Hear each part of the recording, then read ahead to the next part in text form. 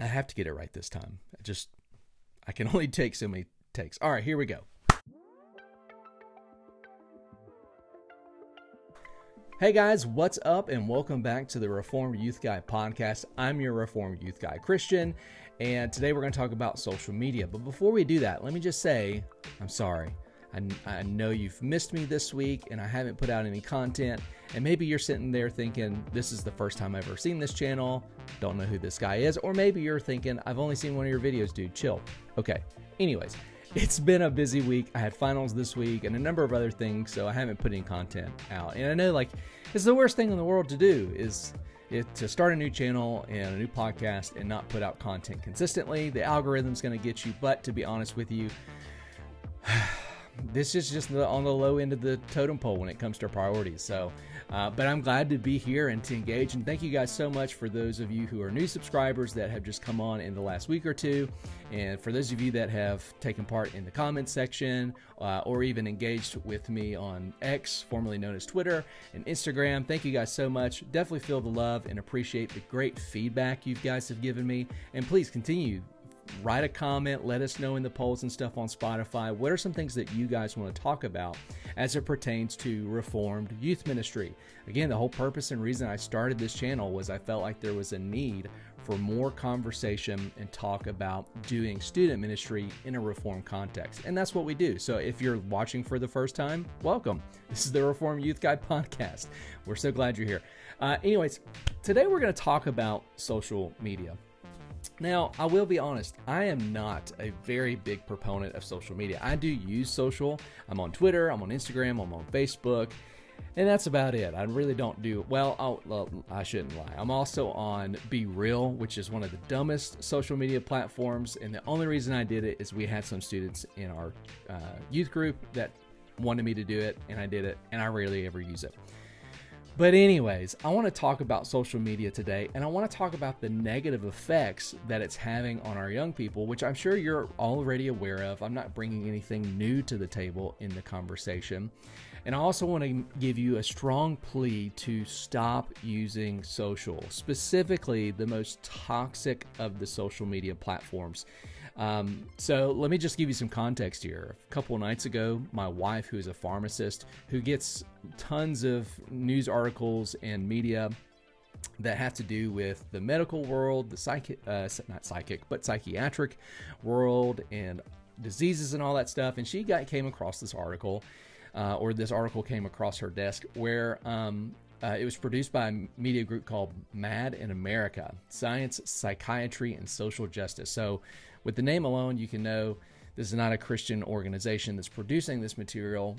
It's a very secular one. And what they have to say in this article that we're going to talk about is pretty damning. It's pretty bad. And when the world is kind of, the outside world, the secular world is looking around and saying, guys, we really need to rethink some of the social media stuff, it means that we should too, especially as youth directors and youth pastors, we should. So the title of this article is For Teen Girls, Rare Psychiatric Disorders Spread Like Viruses on Social Media. And so this particular article is only talking about social media's impact on young women, young teenage girls. And it's, like I said, it's really, really bad. Here's just a couple of quotes from this article. The writers write this for this purpose. It's, quote, is to seek affirmation. This is the purpose for young girls in social media, is that they seek affirmation and or draw attention to oneself to acquire social capital in online communities while simultaneously maintaining an unconventional parapsychiatric identity that may mask feelings of anxiety, depression, and possibly lower self-esteem. That's just one of their findings. CNN posted an article.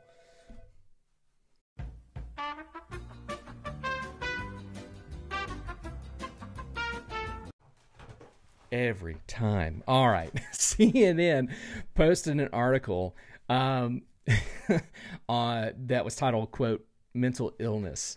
And it says that their article basically shows how social media mental illness content can affect teens. Because I don't know if you guys have noticed, especially on TikTok. And TikTok's one of the primary contributors to this what I refer to as toxic social media culture. This is what CNN said. This quote, the 14-year-old girl started to self-identify with the creators, according to her mother, and became convinced she had the same diagnoses, including attention deficit hyperactive disorder, ADHD, depression, autism, what does it say? And agoraphobia. And misophonia, which is an extreme fear of dirt and germs. Quote, every week she would come up with another diagnosis, close quote. Coleman told CNN, quote, if she sees a hint of herself in someone, she thinks she has it also. Again, that's according to a mother of a 14-year-old. So we can see this. I'll have to see if I can link this article in the description. You guys can go read this for yourself. But we do see this really weird subculture within social media that they're referring to as, let's see, they said the sick role subculture, where all these influencers are getting on here and they're talking about how they're ADHD, or they're talking about how they're multiple personality disorder, or even in the gender dysphoria and the gender pronouns and all this stuff. Like, we see this stuff. I mean, TikTok is filled with it, but it's not even just TikTok. We also see these things on Instagram. We even see it on Facebook a little bit, even though Facebook's more or less been relegated to the millennials are basically the last ones to be on Facebook for the most part. But we do see this weird subculture that's popping up where we just have people who glorify these self-diagnosed diseases. One of the things that it talks about in this article is how the self-diagnosis of Tourette's has just skyrocketed, where kids are diagnosing themselves with Tourette's and they're taking on these physical movements that are actually just in their own heads. It's not actual Tourette's syndrome, but because they're seeing it, they're basically repeating it in their own life. And they're doing this to find attention. They're doing this to try to identify with some sort of community or group. And it's really just toxic. And now, again, this article is talking just about girls. We do see this in young boys and young men also, but we see it probably more negatively affect them in the whole red pill culture, right? Where we have men who are, Andrew Tate's and the guys like him. We see these new groups that are coming up and talking about red pill life. And there's probably a sense to where there's a call to like conservative living and traditional values, but there's a really negative side to that too, where it's very bro heavy, if I could put it that way. But anyways, so my whole point in all this is that this social media stuff is just so toxic. I genuinely hate social media. I love the aspects of it that are good. I do love my Twitter or X, whatever it's called. And I love connecting with so many of you guys. That's where I connect with most of you guys and my other Presbyterian Reformed brothers. I love Facebook because I can still connect with family members that I don't see regularly. And I even like Instagram because it gives me the opportunity to post all the pictures of coffee, which I haven't talked about on this podcast yet, but I'm a huge coffee nerd and love coffee and a barista and all that stuff. And so I like social media for those things. But I think one of the things that we need to really consider, and what I'm going to make a plea to you for, is that as youth ministries, I would like to see us actually move away from social media, especially the toxic platforms like TikTok and what's the other one? Snapchat, that's one. Some of these more toxic platforms. And actually stop putting so much emphasis in utilizing those platforms and put more emphasis on personal connection. Now, I understand, like, if you use social media, I'm not saying or dogging you out for using it or telling you that you're wrong for using it.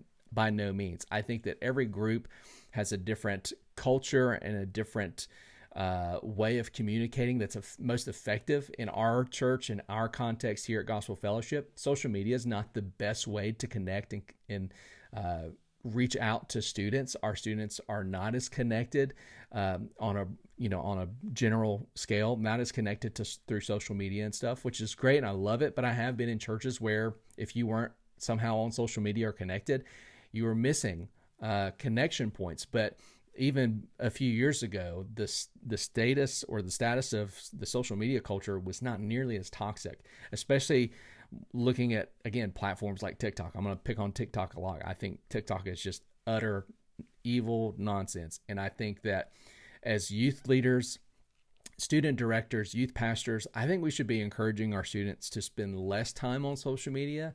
And I think one of the ways we do that is by not utilizing those social media platforms, TikTok, to connect with our students.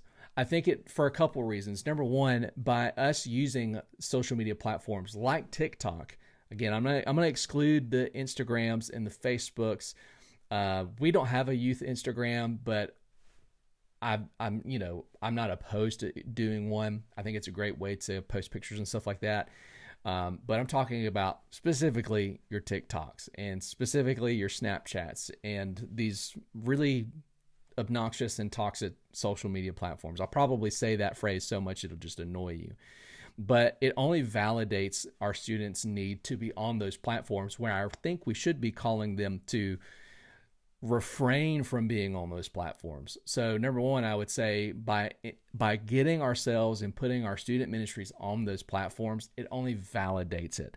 I would also say that it does more harm than good, because now we're regularly asking and inviting students who may not even be on the platform yet to come and join us. And it's almost like just we're asking them to come into the lion's den or the snake pit. And it's like, hey guys, come on in here. We're in here. It's a safe place right where we are in our little circle or a little square. Don't worry about all that other stuff. Get here so we can connect on these platforms. To me, I think that's a bad excuse. I don't think it's valid. I think, again, it only goes back to validating students' need to communicate through social. And I think it also is calling other students who are not on those platforms, which I'm so thankful they're not, it's calling them into it. And then thirdly, I would say that there are so many better ways to connect with students that doesn't push them into social media and also doesn't push them to more screen time. I think one of the things that as student ministries we should be really pushing for today and in today's student ministry context is less screen time. Again, my wife is a doctor of pharmacy, and she deals with these things all the time. She deals with constantly seeing the new articles and studies that are being done, and as it relates to medicine and medication. I mean, our young people are on so many antidepressants and on so many different just mood suppressant medications. It would blow your mind. I think most of us have an idea, but my wife, working in that field, dispensing those medications to so many young people, teenagers, that honestly, if they would get off of their phones, get off of those platforms, and look up for 10 minutes a day, their lives would be so much better.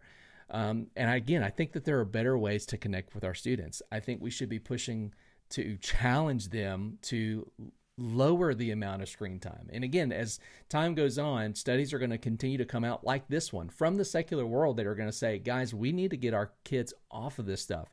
It's killing them. It's killing them mentally. It's killing them spiritually. It's harming their psyche. And they're not actually building and establishing proper relationships. They're not really connecting with people. So those are my three pleas. Those are my three reasons why I plead with you, youth leader, youth pastor in your Reformed faithful church. Maybe you're not in a Reformed. Maybe you're just in a good Christian Bible-believing church. Find ways to connect with your students that are outside of the means of social media and technology. It's necessary, especially in a post-COVID era. Many of our kids, many of the kids that we still have lived through those 2-3 years, depending on where you lived, of being isolated in a room or in a house by themselves. Then they need human contact, and I think less screen time is better. Also, again, it's doing more harm than good. If we validate those platforms, we're calling more people to them, and I think we should be doing the opposite in this particular season with these particular platforms. And again, just to clarify, I think that by getting on those platforms as a student ministry, I think that we only validate the mind of our students that if we're not on these things, we're not able to actually connect. And so let's do our best to actually move away from these things. Let me give you a couple things you could try. Number one, we started something this week, and I got this idea at our Next Gen conference. My wife got this idea, I should say, at our Next Gen conference. It's a PCA Youth Leaders Conference. We do a screen time challenge now every so often, where we have a student go up against one of the adult leaders to see who has less screen time on that given day or week or month. It changes, so it kind of keeps them on their toes. Another thing that you can do, again, is, don't push or actually strive to get your students connected to a social media platform. Rather, start a group chat. I particularly love GroupMe. I know some guys use Telegram and even Discord, where you have the ability to connect digitally with your students, but not on a social platform, whereby you can disseminate all of your information that you need. You can connect with them personally. You can connect with them in their groups. Again, I would really promote GroupMe. That's what we use. We have a chat for our youth group, our youth parents, our youth committee. We have chats for our small groups. We have chats for just about everything, and it's a way that we can stay connected, especially with students that have phones. So there's a good one. And then let me give you another one. I also would say encourage your students. This may seem a little off topic, but it's really not. Encourage your students to actually bring a physical Bible to church. So many of our students these days are so used to using the Bible on their phones. But again, let's be in the habit of encouraging them to have less screen time and more real time, if I could put it that way. And I'm sure that's a social media platform somewhere too. I just don't know about it. Encourage your students to have a physical Bible. We encourage our students every week to bring their Bibles to church. And no, I don't mean their cell phone. And no, I don't mean the Pew Bible. I mean bring your physical Bible from your home. The one that's got your name imprinted on it, that's written on the inside. Even if it's the one that you received when you graduated into Kids Club or graduated out of Kids Club, whatever it is, bring your Bible in. And I tell students, if you do not have a Bible, tell me and I will go personally buy you a really nice student study Bible from Crossway. Again, these are just a few ways that we can help students unplug from the digital social platforms and actually make real connections with real people. And this is one of the things that I love about student ministry is, we've been talking about how student ministry is a good thing, but it's not necessarily necessary for the body of Christ. But it's a very healthy thing for us to have a student ministry that allows students to make really great human connections with other kids their own age and to build lifelong relationships within the body of Christ. Well, that's all I got for you this particular episode, guys. I hope that you guys have had a great week, and I can't wait to see you guys here next time. Thank you so much. Be sure to like, comment, subscribe, hit the notification bell if you're on YouTube. Give us a 5-star review if you're on Spotify. Fill out the polls. Let us know what you guys think. If you disagree with me, disagree with me. If you agree with me, agree with me. Whatever it is. Let's get engaged in the comment section and let's talk about these things further. Thank you guys so much for tuning in to the Reformed Youth Guy podcast. I'm your Reformed Youth Guy, Christian, and we will see you guys next time here on the channel, on Spotify. I can't figure out how to end these things yet, so you get it. We'll see you next time. Every time. All right.